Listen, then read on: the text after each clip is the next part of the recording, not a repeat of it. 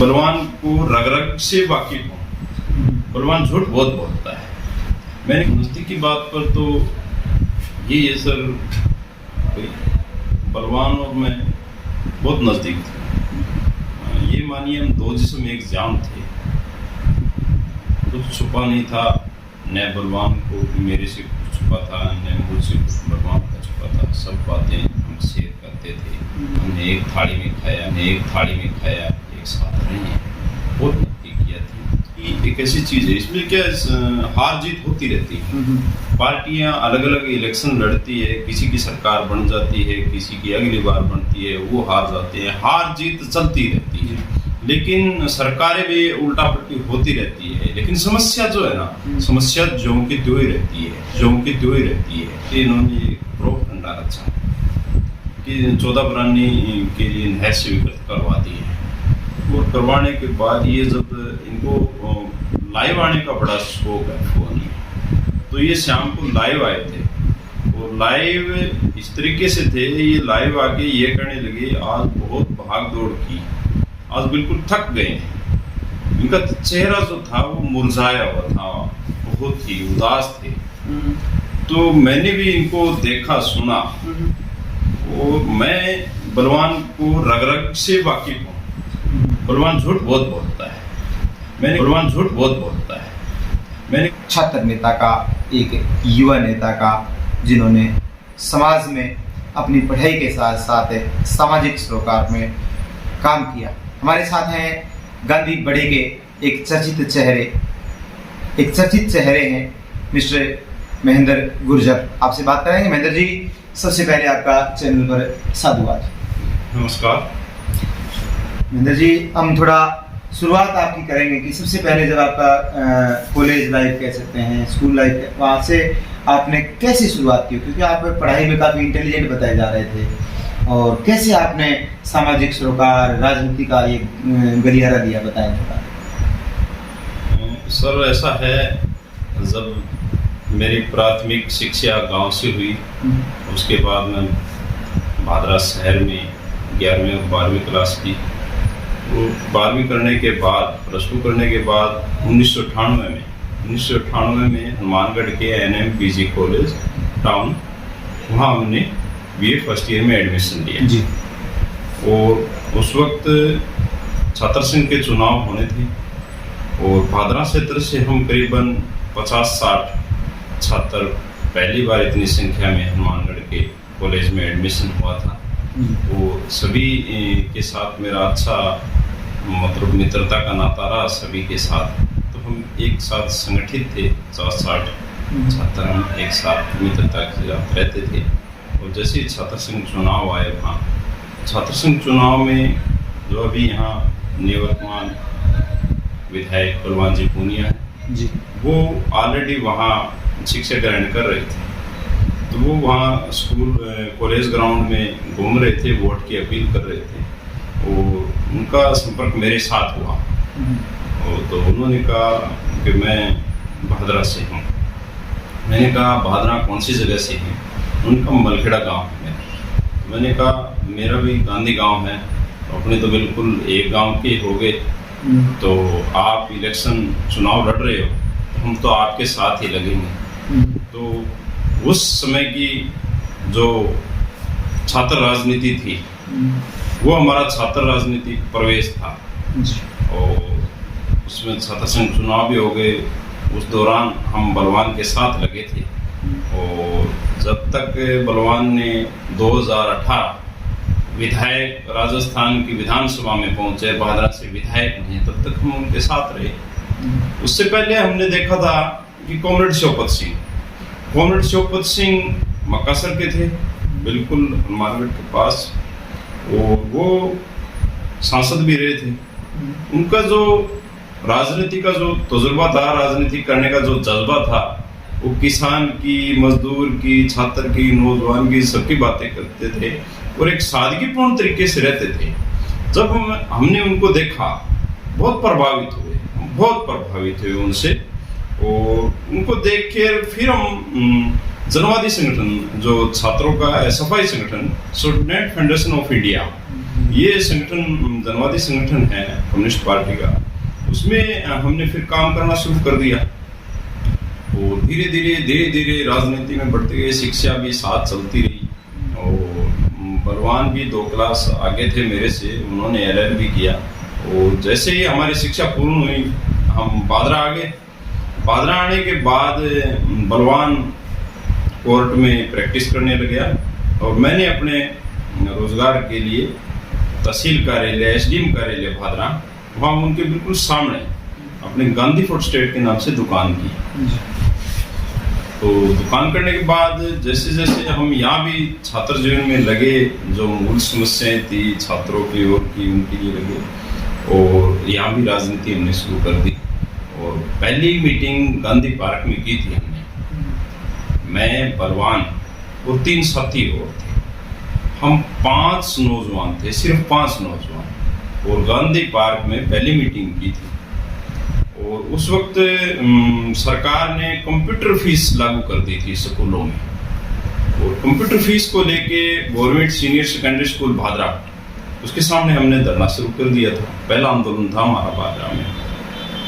और जैसे जैसे वो आंदोलन हुआ उसके बाद हमने गवर्नमेंट कॉलेज की मांग की, नरेगा की बात को लेके लड़े, आंगनबाड़ी महिलाओं के लिए, बहनों के लिए आंदोलन किया। उससे आगे बढ़े, आगे बढ़ने के बाद नहरों में पानी की बात करने लगे।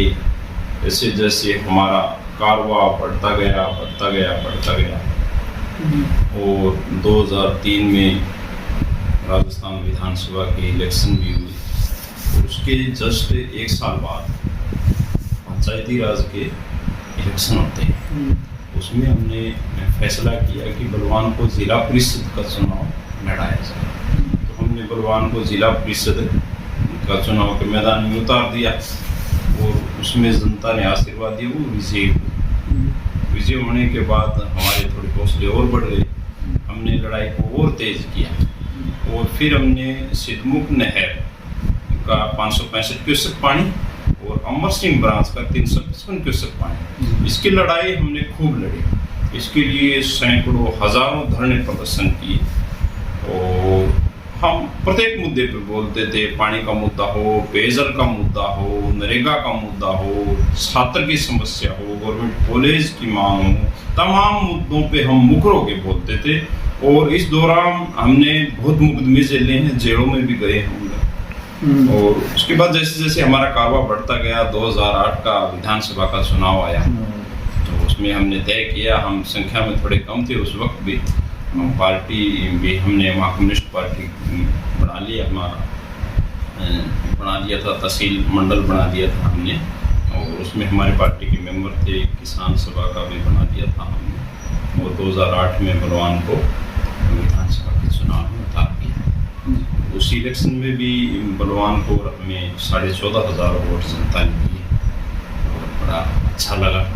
लोगों ने संघर्ष की राजनीति को पसंद किया। पहली बार कोई कम्युनिस्ट पार्टी का एक नौजवान इलेक्शन लड़ा और उसमें 14,500 वोट आने बहुत बड़ी बात थी। उस वक्त लोग हमें कहते थे कि ये पार्टी आगे बढ़ने वाली नहीं है, आप कहाँ लग गए, आप अपने करियर को कहाँ बर्बाद कर रहे हो। लेकिन हमारा जुनून था कुछ अलग हटके राजनीति करें, इलाके के लिए जो मूल समस्याएं हैं पानी की उसका समाधान करवाएं। जैसे फिर आगे बढ़ता गया कारवा, हमने नारा दिया था, लाल लाल लहराएगा, बलवान जयपुर जाएगा, नहरों में पूरा पानी आएगा, ये नारा दिया था हमने उस वक्त। और वो नारा तब तक चलता रहा जब तक बलवान राजस्थान की विधानसभा में नहीं गया। तो उसके बाद वो तेज मुकर हुए, लोग जुटते गए, काफ़ी लोग जुटते गए, लोगों ने पसंद किया संघर्ष को। फिर 2013 का फिर विधानसभा का इलेक्शन आता है। इलेक्शन आने के बाद फिर हम तेजी के साथ लड़ते हैं। दूसरी बार 38,500 वोट जनता ने फिर दिए और फिर वो लोगों में जोश था, कार्यकर्ताओं में जोश था, फिर वोट ज़्यादा लगा। इस तरीके से हमारा राजनीतिक स्तर आगे बढ़ता है। नज़दीकी बात पर करें तो क्या कहेंगे आप?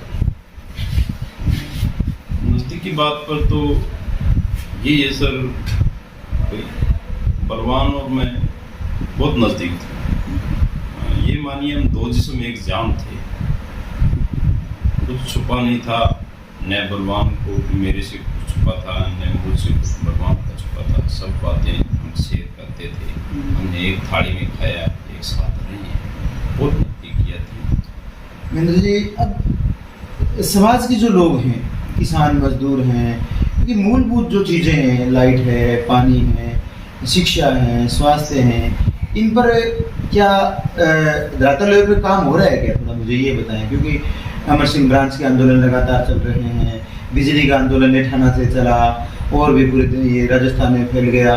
सर, ये परिस्थितियाँ जब आई हैं, क्योंकि आप तो इस ऐसे मामलों में बहुत चल रहे हैं, तो कहीं न कहीं अब भी लोग मान रहे हैं कि बहुत बढ़िया कमियाँ रहेगी क्या? ऐसा लगता है आपको? बिल्कुल जी, कमियाँ रहेगी। देखिए दयाराम जी, मतलब राजनीति एक ऐसी चीज है, इसमें क्या हार जीत होती रहती है। पार्टियां अलग अलग इलेक्शन लड़ती है, किसी की सरकार बन जाती है, किसी की अगली बार बनती है, वो हार जाते हैं, हार जीत चलती रहती है। लेकिन सरकारें भी उल्टा पलटी होती रहती है, लेकिन समस्या जो है ना, समस्या ज्यों की त्यों ही रहती है। आज कांग्रेस की सरकार थी तो कांग्रेस की सरकार में वो आंदोलन होते हैं, और जब बीजेपी की आ जाती है तो वो ही बीजेपी की सरकार में उसी मांग को लेकर आंदोलन होते हैं। तो ऐसा कहीं काम नहीं हुआ।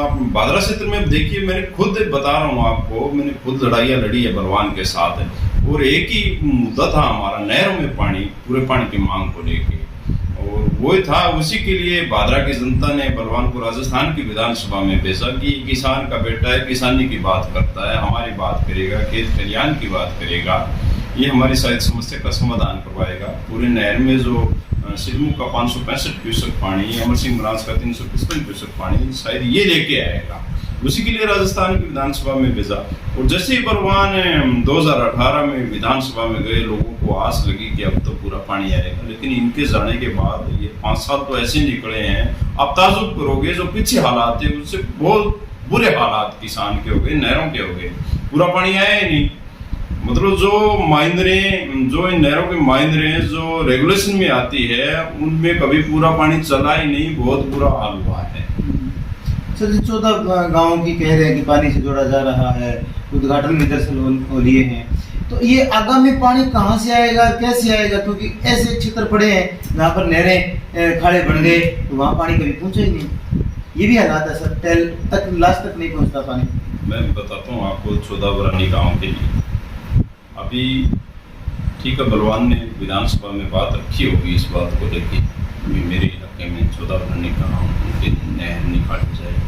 लेकिन अभी थोड़े दिन पहले आचार संहिता से 2-4 दिन पहले जयपुर गए थे, और वहाँ जाके इन्होंने एक प्रोप फंडा रचा कि 14 बरानी के लिए नहर स्वीकृत करवा दी है। और करवाने के बाद ये जब इनको लाइव आने का बड़ा शौक है फोन में, तो ये शाम को लाइव आए थे, और लाइव इस तरीके से थे, ये लाइव आके ये कहने लगे आज बहुत भाग दौड़ की, आज बिल्कुल थक गए।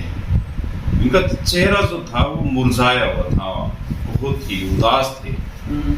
तो मैंने भी इनको देखा, सुना, और मैं बलवान को रग रग से वाकिफ हूँ। बलवान झूठ बहुत बोलता है। मैंने कहा ये सरेआम झूठ बोल रहा है। आप दयाराम जी, ये प्रैक्टिकली बात है कि आप जिस काम में लगे हो, आप भले दिन में कितनी भाग दौड़ कर लो, वो काम हो जाएगा तो चेहरे पे सौते ही चमक आ जाएगी। और ये तो इतना बड़ा काम था कि इलाके के लिए, मतलब ये तो भागीरथ कहलाते, आज ये नहर ले आते तो इलाके के भागीरथ हो जाते, लेकिन इनका चेहरा मुरझाया था। ये कह रहे थे आज तो बहुत भाग दौड़ की। मैंने कहा झूठ बोल रहा है, नहर स्वीकृत हुई नहीं। फिर ये दूसरे दिन इलाके में आए, इलाके में भी जनता इनके साथ नहीं थी, वहां भी मायूस थे। तो ये तो सब झूठ है इनकी।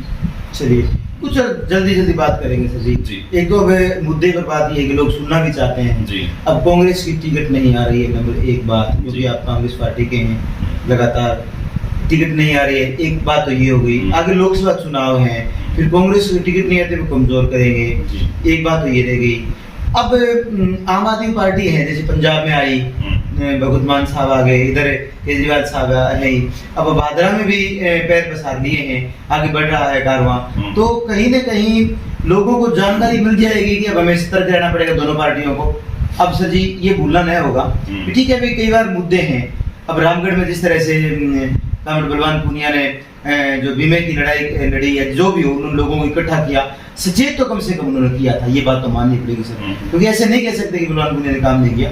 वहां उन्होंने लोगों को सचेत किया, अचानक किया, पहले लोग नहीं आए थे, उसके बाद में बजरंग साहड़ ने बहुत आगे काम किया है। आप लोगों ने भी मुद्दे उठाए हैं, एक बार ज्ञापन भी सौंपे हैं, और बजरंग साहड़ ने भी लगातार इस मुद्दे पे काम किया है मिशन में, जो आपका बीमा वाला है। इस चीज को कह सकते हैं, एक जो सड़कें हैं इसके बारे में प्लस पॉइंट है जरूर विधायक बलवान पूनिया का। मगर अब आप यहाँ बताएं कि जब कांग्रेस की टिकट नहीं आ पा रही है तो आगे आप लोकसभा में कहाँ क्या कहोगे, और तीसरी पार्टी कहीं कोई आ जाए तो कुछ होगा क्या, क्या रणनीति बनेगी, कौन सा लीडर आगे जा रहा है, बस संक्षिप्त में सर ये बताएं। देखिए, कांग्रेस की टिकट आप बता रहे हो, लोगों के मार्फत सुनने में आ रहा है कि नहीं आएगी, तो जो पार्टी का कार्यकर्ता है, जो पार्टी के लोग हैं, जो कांग्रेस पार्टी को फॉलो करते हैं, कांग्रेस पार्टी को उसको चाहते हैं, अगर उनकी टिकट नहीं आती है तो वो मायूस हो जाएंगे, और जो उनका वोट बैंक है वो फिर इधर उधर चले जाएंगे, वो लोग, पार्टी कमजोर हो। और इसका नुकसान भी आगामी अभी जस्ट लोकसभा का चुनाव होने जा रहा है, उसमें भी पार्टी को नुकसान होगा। इसमें स्वाभाविक सी बात है, अगर कोई तीसरा कोई आदमी आता है या कोई पार्टी आती है तो लोग उसके साथ जुड़ाव करेंगे, इसमें कोई दो राय नहीं। जैसे आपने जिक्र किया, महाराज जी चुनाव लड़ रहे हैं आम आदमी पार्टी से, हो सकते हैं लोग उनके साथ जाएं, कहीं और जाएं, जो बीजेपी के लोग हैं वो बीजेपी के साथ रहेंगे। बात तो कांग्रेस की है, कांग्रेस के लोग कहाँ जाए, क्या करेंगे, अपने हिसाब से देखेंगे। कौन आगे निकल रहा है सर, आपके कैसा लग रहा है, क्योंकि क्लियर तो नहीं कह सकते, लेकिन मौके के हालात में कौन ऐसा लीडर है जो आगे बढ़ता है?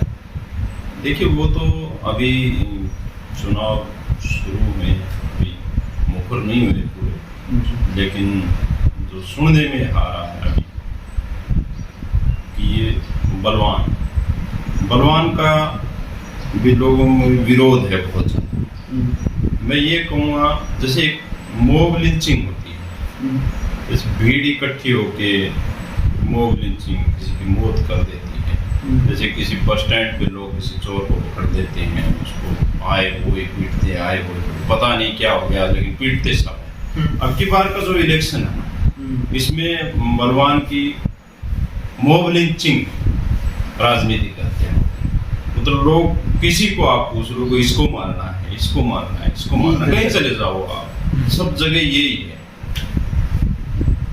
तो देखो जनता किसकी तरफ अपना मन बनाती है, लेकिन बलवान से परेशान है, क्योंकि इनका जो तानाशाही राज था, हिटलर शाही राज था, वो जो इनसे उम्मीद थी, ये अपनी उम्मीदों से हट गए थे। इनको जैसे ये कम्युनिस्ट पार्टी से जीते, लाल झंडे की पार्टी से जीते, ये किसानों की बात के लिए जीते, इन्होंने कहा राज नहीं आवाज चाहिए, ये नारे पे जीते। वो आवाज तो कांग्रेस की रखेल बन गई।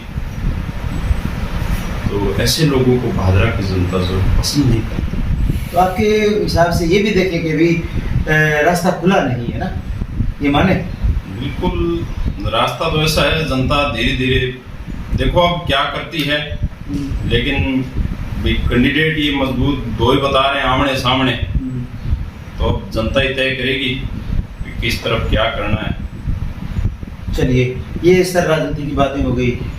आपने किसी मान लो पद को सुशोभित किया, सामाजिक सरोकार में लगातार रहे, क्षेत्र के लोगों के बीच में रहे, और भादरा में आपने एक विशेष पहचान भी बनाई है अपनी, लोग आपको सुन भी रहे हैं।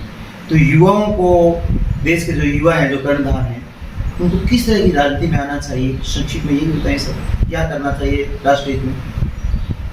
राष्ट्रहित में तो एक अपने स्वार्थ छोड़ के, तो जो लोग राजनीति में आते हैं वो अपने स्वार्थ के लिए आते हैं। पहले बात करेंगे बड़ी बड़ी, हम ये करेंगे वो करेंगे, जैसे ही उनको पद मिल जाता है वो अपने लिए, अपने परिवार के लिए, अपने रिश्तेदारों के लिए काम करने लग जाते हैं। वो न करके राष्ट्रहित में, अपने क्षेत्र के लिए, अपने राज्य के लिए कुछ अलग तरह का काम करें। जैसे आज शिक्षा के क्षेत्र में काम करना बहुत ज़रूरी है। अगर हिंदुस्तान के जो बच्चे हैं वो अच्छी शिक्षा ग्रहण करेंगे तो निश्चित तौर पे देश प्रगति करेगा। मैं तो ये कहूँगा कि आज जाति धर्म पे ध्यान न देके शिक्षा पे ध्यान देना चाहिए। जी, कई बार आप ये भी कहते हो कि खेल कूद है, सांस्कृतिक गतिविधियाँ हैं, इनसे कहीं देश की एकजुटता आती है, देश का नाम होता है। ऐसी प्रतिभाएं क्षेत्र में भी हैं, उनको क्या मंच देना चाहिए? बिल्कुल। ऐसे भाई अपना जो देश है वो गांव में बसता है और किसानी पे डिपेंड करता है, तो प्रतिभाएं जो है वो गांव से निकलती है। और जो गांव के जो छोटे छोटे बच्चे जो खेल कूद में मतलब अपना हिस्सेदारी रखते हैं या आगे जाना चाहते हैं, उनको अच्छा प्लेटफॉर्म नहीं मिलता है। और उन बच्चों को अगर अच्छा प्लेटफॉर्म मिल जाए तो निश्चित तौर पे वो देश का नाम, कई जगह हमने देखा है गांव से निकलने वाली प्रतिभाएं देश का नाम रोशन कर रही है। अलग अलग मेडल्स लेके जो गांव के जो प्लेयर हैं वो मेडल्स लेके आ रहे हैं। चलिए, धन्यवाद सर, आपसे लगातार बातचीत होती रहेगी और आपसे ये उम्मीद रखेंगे कि आप हमसे आगे भी जुड़ेंगे, क्योंकि कई मुद्दे और भी होंगे, उन पर हम बातचीत करेंगे और चुनाव के बाद एक बार फिर आपसे जुड़ेंगे। तब तक के लिए नमस्कार।